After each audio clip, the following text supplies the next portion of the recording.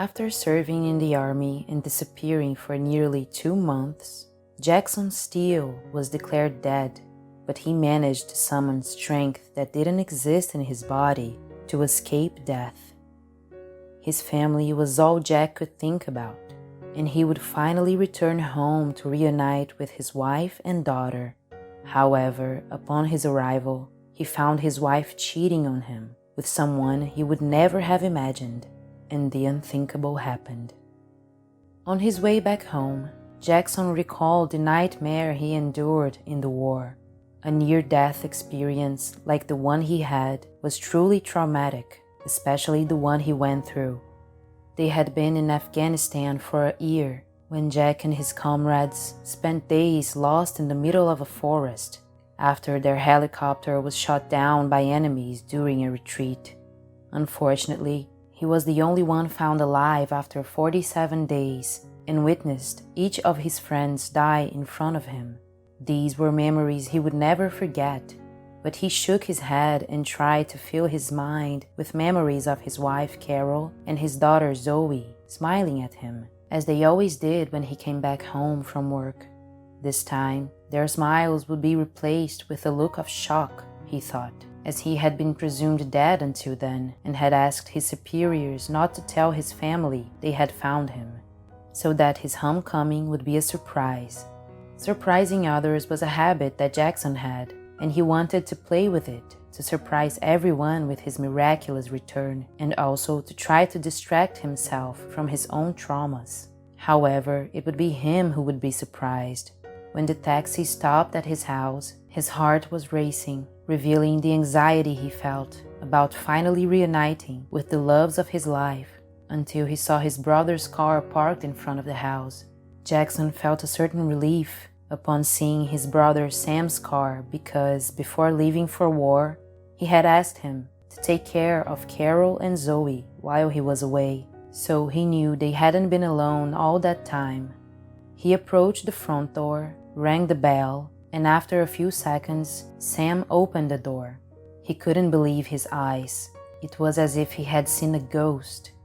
"I'm back, brother," Jackson said before Sam pulled him into a tight hug.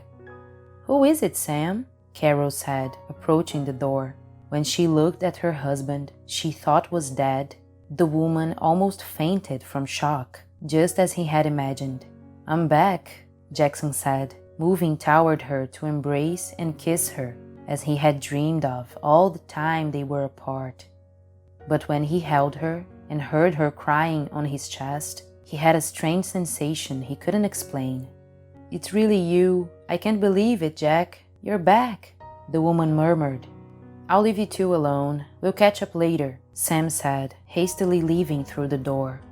Little Zoe was sleeping. She would only find out about her father's return the next day, and that night Jackson lay beside his wife for the first time in a long time. However, the man couldn't sleep, as whenever he closed his eyes, he could only see the horrifying images he experienced while he was missing. The next day, Jack tried to maintain a positive energy, but he couldn't. He was no longer the same. He was thin, his body covered in scars, and he no longer knew how to interact with his wife or daughter, who looked at him with pity as if he needed help.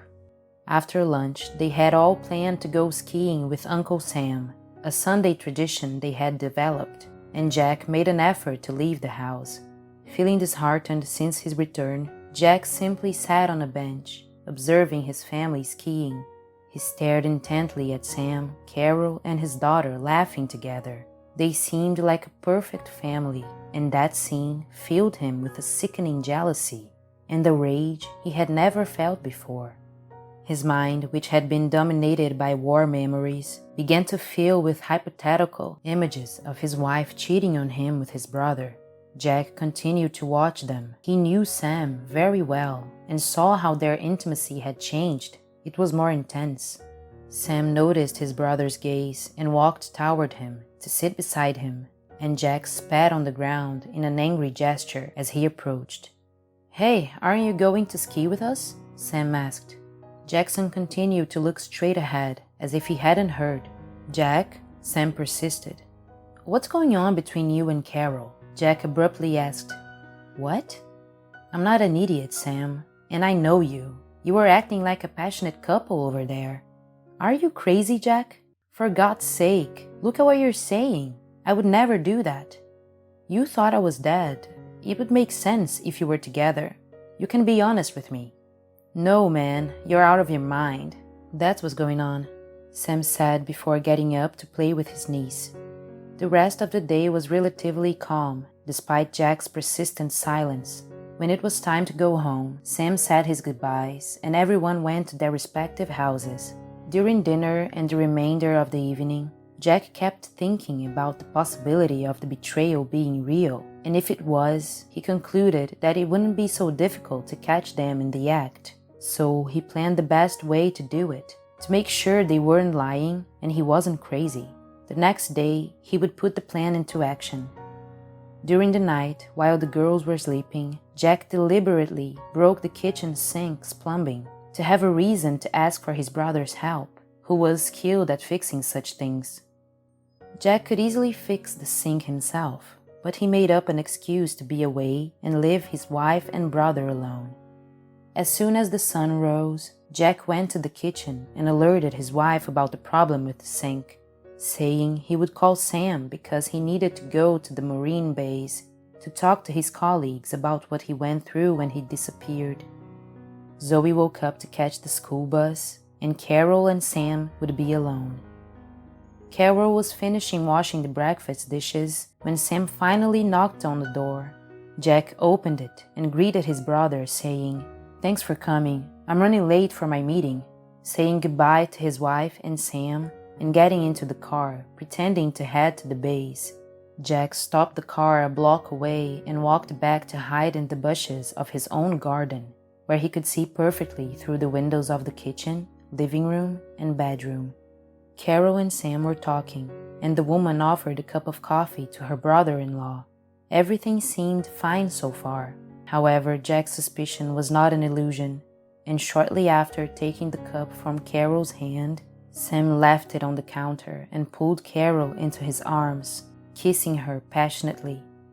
Jack lowered his head and felt his stomach churn at that sight. His own family was lying to him. His wife and his brother were having an affair in his house after everything he had been through. He looked at the window again, but they were no longer in the kitchen.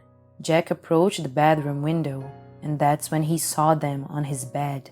Without waiting another second, Jack kicked down the front door and ran to the room where they were, pulling Sam off of Carol and throwing him to the floor.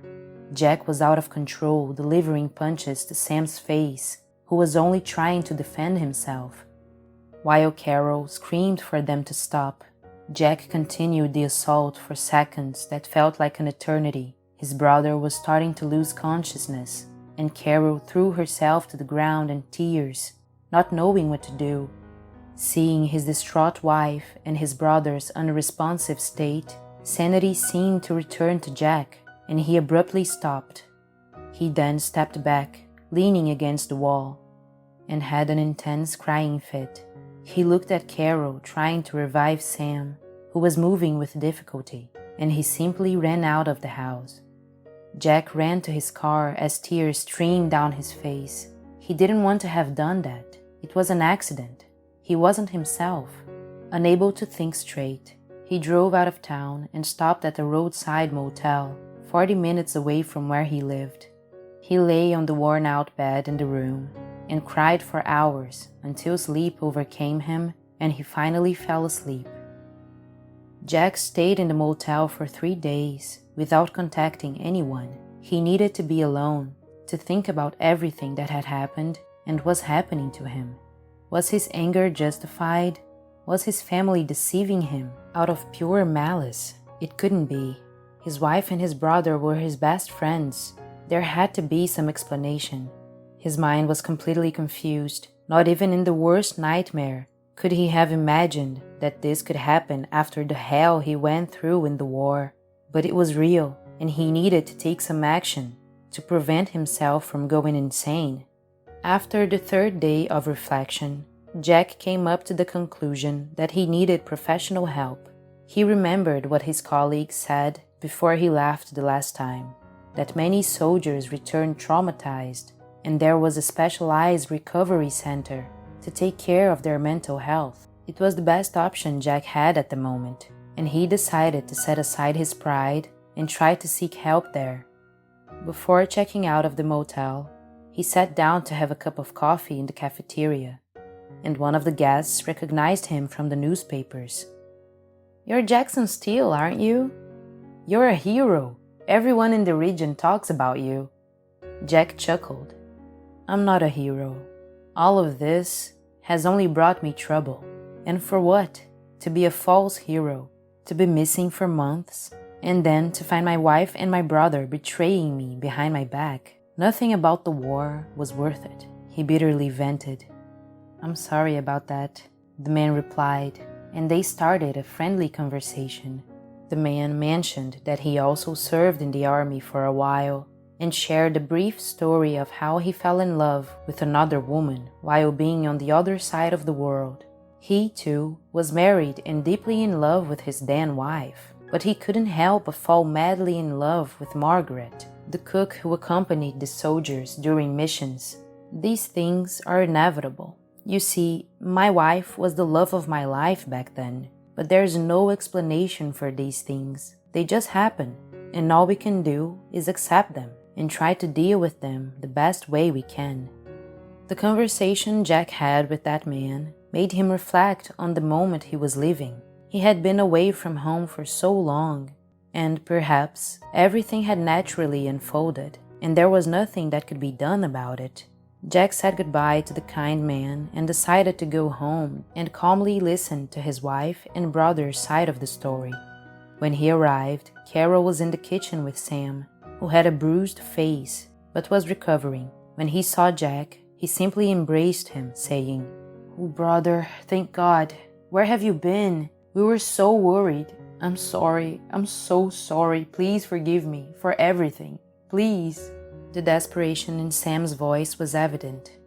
"I'm the one who needs to apologize to you, to both of you. I want to know what happened in my absence. I want to understand everything better. You can be honest with me. I will understand," Jack said.